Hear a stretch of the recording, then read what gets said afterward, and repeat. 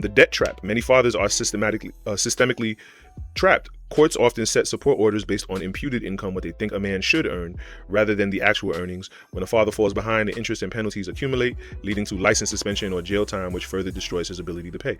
Yeah, that's like, how you gonna put a debt on somebody? Like I said, it's a debt trap. Like, I think the family court system knows what they're doing. They know the hustle, and it really needs to be revolutionized and reformed. The family court system is an evil. You know what I'm saying? Like, this is after this conversation happened after I had kids. I remember I had a college professor, and we got through with the lesson or whatever, and we just talking, shooting the shit. We all grown, right? And one person in the conversation was like, "Oh, they said nothing can prepare you to have kids. Nothing can prepare you for having kids." And my college professor was like, "Well, that's something that people say when they're unprepared to have kids." Blew me away. Because it made me realize, like, oh, so it is possible for you to be prepared to have kids. For the longest, I bought the idea that, nothing can prepare you to have kids. And that kept me in a victim mindset as far as being a father and being a parent was concerned. Oh, yes, it is possible to be prepared. You know what I mean? It is possible to be responsible and accountable for your children. Nothing can prepare you. Fuck is that? You know what I'm saying? Because we all know that the women typically don't sympathize with the men until it becomes secondhand, until it hits close to home, till the men that they're dating and the men that they're in love with, and then they see what those bitter baby mamas is doing, and they're like, damn, it's like that? That's the type of time you want? You know what I'm saying? I didn't know these chicks was on it like that. That's what these chicks is doing out here? You know what I'm saying? And then they start to sympathize. Like, listen, bro, I got your back. You know what I'm saying? Whatever paperwork you need to file, like, I'll file it for you. Like these bitches is crazy. That's what it takes typically for women to realize how bad other women are. You know what I mean? I notice a lot of times, I think a big reason I loved my kids was because I love their mother.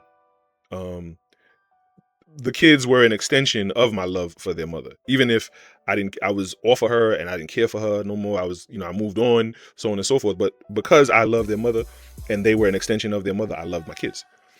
And I do believe that if you don't love, the parent that you had the kids with, it's very hard to love those kids. It's hard to bond with those kids.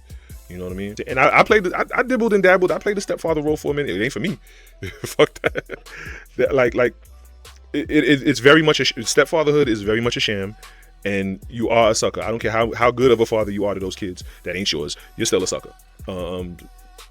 Take a picture, write it down. You a sucker. You know what I'm saying? Like this is what it is. You could beat your chest and be proud and get kudos from her. Of course she's gonna give you kudos. you a bigger sucker than the one she actually had the kids with. He left for a reason. You know what I'm saying? But anyway, I digress. There's nuances. There's nuances to every situation, and that's another thing too. I always believe a man should never lay his head. You should always lay his head on his name. Wherever you lay your head at, make sure your name is on it. If you move into that house, your name need to be on the deed or on the lease if it's an apartment. You know what I mean? And so if you're moving in with a woman and you quote unquote call yourself stepfather and her kids, you know what I'm saying, and your name ain't on nothing, you just another kid. Because at any given time, you a grown kid now. So at any given time, she could put you out. You know, that's what I'm saying. It's a sham. It's a sham. If you're doing it wrong, it's a sham. It's a sham. So yeah, being behind on child support, I was never ashamed of that.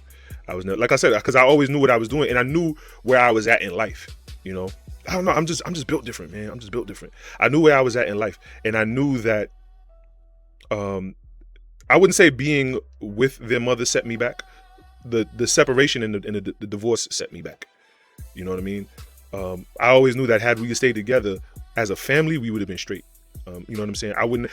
This is why I always say that had I decided to be a deadbeat, I'd be living on a yacht. Simply because the decisions I would have made and there were many decisions I made that would have separated me from my kids, but would have put me in position to live well and make decent money and make great money. You know what I'm saying? But I waived all of that to be in their lives and to be participative and not be a deadbeat. And in choosing not to be a deadbeat, I was called a deadbeat.